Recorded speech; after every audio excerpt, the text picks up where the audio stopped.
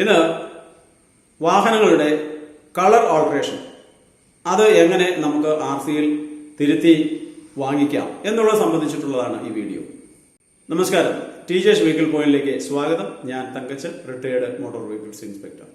ഒരു വാഹനം നമ്മൾ പുതിയതായിട്ട് വാങ്ങുമ്പോൾ അതിന്റെ രജിസ്ട്രേഷൻ സർട്ടിഫിക്കറ്റിൽ അതിന്റെ ഒറിജിനൽ കളർ രേഖപ്പെടുത്തിയതിനു ശേഷമായിരിക്കും നമുക്ക് അത് ലഭിക്കുക. പിന്നീട് ഈ വാഹനം ഏതെങ്കിലും തരത്തിലുള്ള ഒരു മേജർ ആക്സിഡന്റിൽ പെട്ടാൽ ഈ ഉടമസ്ഥന് തോന്നുകയാണ് ഇതിന്റെ കളർ ഒന്ന് മാറ്റിക്കളയാം.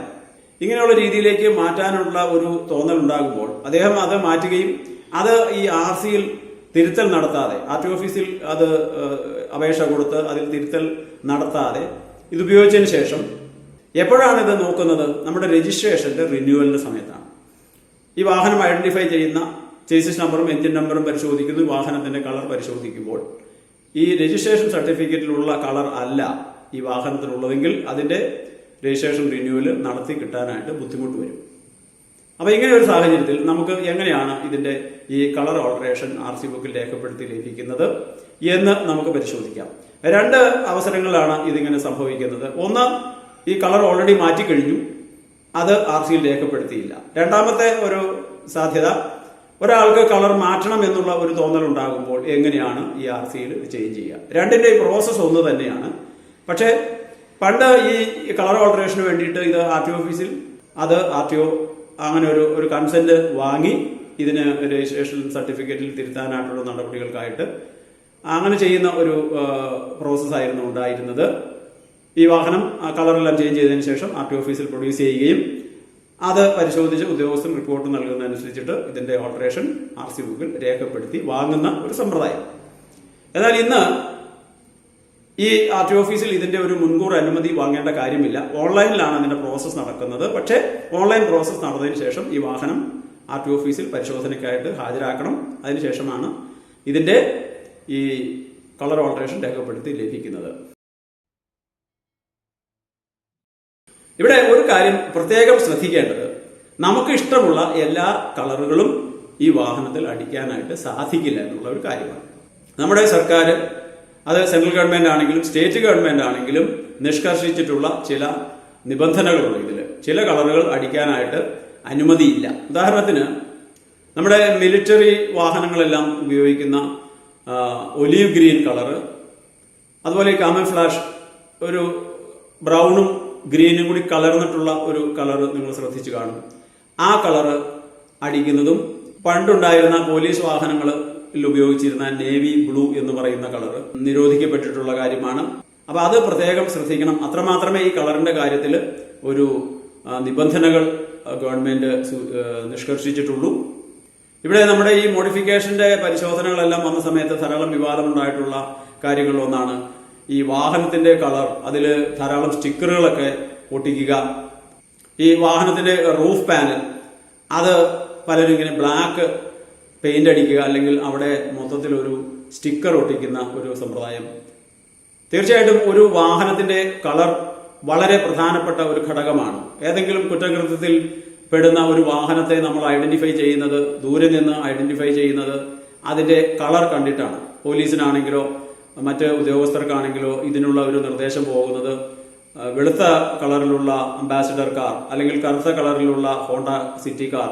പക്ഷെ നമ്മുടെ ഈ സാധാരണഗതിയിൽ ഇന്ത്യൻ സാഹചര്യങ്ങളിൽ ഇന്ന് ഹെലികോപ്റ്ററിലൊന്നും ഉപയോഗിച്ചിട്ട് നമ്മൾ വാഹനങ്ങളൊന്നും പരിശോധിക്കാനായിട്ടൊരു സംവിധാനമായിട്ടില്ല. എന്നാൽ കൂടിയും ഇപ്പൊ ഇവിടെ പ്രത്യേകിച്ച് എടുത്തു പറയാവുന്ന ഒരു കാര്യം, ഒരു വാഹനത്തിന്റെ റൂഫ് പാനൽ അതിന്റെ കളർ ചേഞ്ച് ചെയ്യുന്നതിലേക്കായിട്ട് പ്രത്യേകം അനുമതി ഒന്നും വേണ്ട, അത് RC ബുക്കിൽ രേഖപ്പെടുത്തേണ്ട ആവശ്യമില്ല എന്നുള്ള തരത്തിലുള്ള ചില വിശദീകരണങ്ങളെല്ലാം മോട്ടോർ വാഹന വകുപ്പിൽ നിന്ന് തന്നെ ഉണ്ടായതായിട്ട് നമുക്കറിയാം. എന്നാൽ അത് ഒരു പ്രാദേശിക കാഴ്ചപ്പാട് എന്നുള്ള തലത്തിലാണ് എടുക്കാനായിട്ട് സാധിക്കുകയുള്ളൂ. ഒരു വാഹനത്തെ മുകളിൽ നിന്ന് വീക്ഷിക്കുകയാണെങ്കിൽ അതിന്റെ റൂഫ് പാനലിലുള്ള കളർ ബ്ലാക്കും മറ്റ് വാഹനത്തിന്റെ കളർ വെള്ള എന്നും ആണെന്നുണ്ടെങ്കിൽ ആ വാഹനത്തെ നമ്മൾ തെറ്റിദ്ധരിക്കപ്പെടാനായിട്ട് ചാൻസ് ഉണ്ട്. അപ്പൊ അതുകൊണ്ട് വാഹനത്തിൽ മേജറായിട്ട് ഒരു കളർ വ്യത്യാസം, അതും ഇങ്ങനെയുള്ള ഒരു വ്യത്യാസം വരുത്തുമ്പോൾ അത് RC ബുക്കിൽ രേഖപ്പെടുത്തുന്നത് തന്നെയാണ് ശരി എന്നുള്ള ഒരു കാഴ്ചപ്പാടാണ് ഇക്കാര്യത്തിൽ ഒരു മോട്ടോർ വാഹന വകുപ്പിൽ നിന്നും റിട്ടയർ ചെയ്ത ഉദ്യോഗസ്ഥൻ എന്ന നിലയ്ക്ക് എന്റെ ഒരു കണക്കുകൂട്ടൽ. ഇവിടെ ഈ വാഹനങ്ങളുടെ ഈ കളർ ആൾട്ടറേഷനെ കുറിച്ച് ചോദിക്കുമ്പോൾ പലപ്പോഴും ഈ ബൈക്കുകളുടെ കളർ എന്ന് പറയുന്നത് വളരെ ചെറിയ ഭാഗങ്ങളിലാണ് അതിന് കളറുള്ളൂ. അതിന്റെ ടാങ്കുകൾ, ഫ്രണ്ട് ഷോക്ക് അബ്സോർബറിന്റെ കവറുകളായിട്ട് വരുന്ന ആ ഭാഗങ്ങൾ, പിന്നീട് സൈഡ് കവറുകൾ, അല്ലെങ്കിൽ പുറകിലേക്കുള്ള ചില സ്പോയിലർ പോലുള്ള ചില ഭാഗങ്ങൾ, ഈ ഭാഗങ്ങൾ മാത്രമാണ് ഇതിന് കളറുള്ളത്. അതിന്റെ മിക്ക ഭാഗങ്ങളിലും അതിന്റെ സ്റ്റിക്കറുകളുമായിരിക്കും. പലപ്പോഴും ഇതിന്റെ ഈ ഒറിജിനൽ സ്റ്റിക്കറുകൾ കിട്ടാതെ വരുന്ന ഒരു സാഹചര്യത്തിൽ ധാരാളം പേര് ഉന്നയിക്കുന്ന ഒരു ചോദ്യമാണ് ഇതിന്റെ ഈ സ്റ്റിക്കറുകൾക്ക് പകരം എന്ത് ചെയ്യും.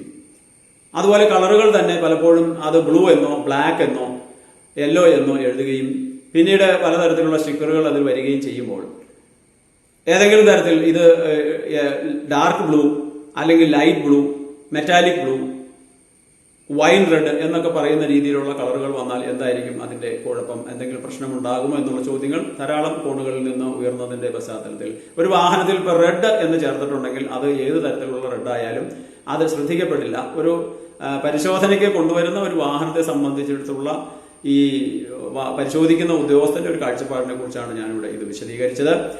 അപ്പോൾ നിങ്ങൾക്ക് ഈ വീഡിയോ പ്രയോജനപ്രദമായി എന്നുണ്ടെങ്കിൽ ഇത് മാക്സിമം ഷെയർ ചെയ്യുക, ഇഷ്ടപ്പെട്ടുവെങ്കിൽ ലൈക്ക് ചെയ്യുക, നിങ്ങളുടെ അഭിപ്രായങ്ങളും നിർദ്ദേശങ്ങളും അറിയിക്കുക. സാധാരണഗതിയിൽ ഒരു വീഡിയോയുടെ അതിന്റെ ലെങ്ത് വർദ്ധിക്കുന്നതനുസരിച്ച് അത് കാണാനായിട്ടുള്ള താല്പര്യം ആളുകൾക്ക് കുറയും എന്നുള്ള ആ കാഴ്ചപ്പാടിൽ ഞാൻ ഇതിനെക്കുറിച്ച് കൂടുതൽ വിശദീകരണങ്ങളിലേക്ക് കടക്കുന്നില്ല. നേരെ ഇതിന്റെ പ്രോസസ്സിലേക്ക് കടക്കുകയാണ്.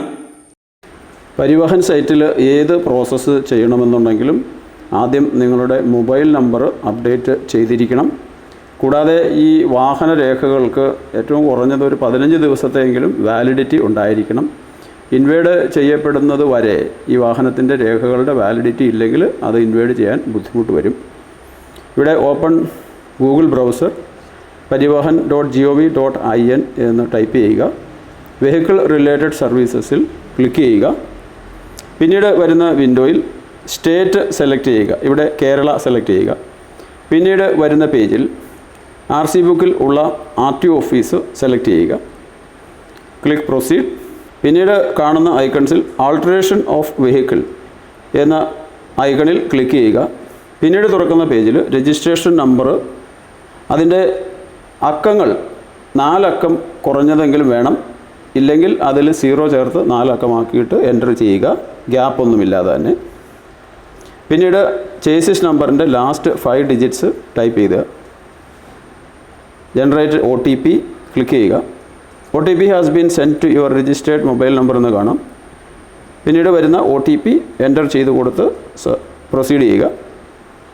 Vehicle information, owner information, insurance details ഇവയെല്ലാം നിങ്ങൾക്ക് കാണാം. ഇതിൽ വെഹിക്കിൾ ഇൻഫർമേഷൻസിൽ നിങ്ങളുടെ വാഹനത്തിൻ്റെ കളർ രേഖപ്പെടുത്തിയിരിക്കുന്ന കാണാം. അവിടെ ക്ലിക്ക് ചെയ്തിട്ട് ആ കളറ് ഏത് കളറാണോ നിങ്ങൾ ഈ വാഹനത്തിൽ അടിച്ചിരിക്കുന്നത് ആ കളറ് എൻ്റർ ചെയ്ത് കൊടുക്കുക.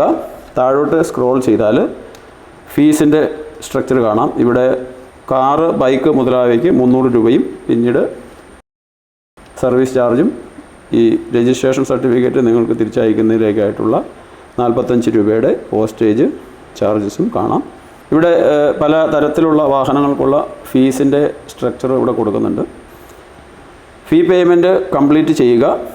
പിന്നീട് ഈ ഫീ റെസീറ്റുമായിട്ട് വാഹനത്തിൻ്റെ ഒറിജിനൽ രേഖകൾ സഹിതം RTO ഓഫീസിൽ ഈ വാഹനം ഹാജരാക്കണം. ഇവിടെ ഇപ്പോൾ ഈ ടോക്കൺ സംവിധാനം നിലവിലില്ല. വാഹനങ്ങൾ പരിശോധിക്കുന്ന സമയം സാധാരണഗതിയിൽ രാവിലെ 9 മണി മുതൽ 11-12 മണി വരെ ഈ വാഹനങ്ങൾ പരിശോധിക്കും. പല ഓഫീസുകളിലും സമയക്രമങ്ങളിൽ മാറ്റവും വരാം, അതും പ്രത്യേകം ശ്രദ്ധിക്കുക. ഈ മോട്ടോർ വാഹന സംബന്ധിയായിട്ടുള്ള എല്ലാ വീഡിയോസും നിങ്ങൾക്ക് ഈ TJS വെഹിക്കിൾ പോയിന്റ് എന്നുള്ള ഈ ചാനലിൽ കൂടി കാണാവുന്നതാണ്. തുടർച്ചയായിട്ട് കാണാനായിട്ട് ശ്രമിക്കുക. നിയമങ്ങൾ അടിക്കടി മാറി വരുന്നതാണ്, ഞാൻ എല്ലാ വീഡിയോസിലും പറയുന്നതാണ്. അപ്പോൾ വീണ്ടും കാണാം. അതുവരെ സ്റ്റേ സേഫ്.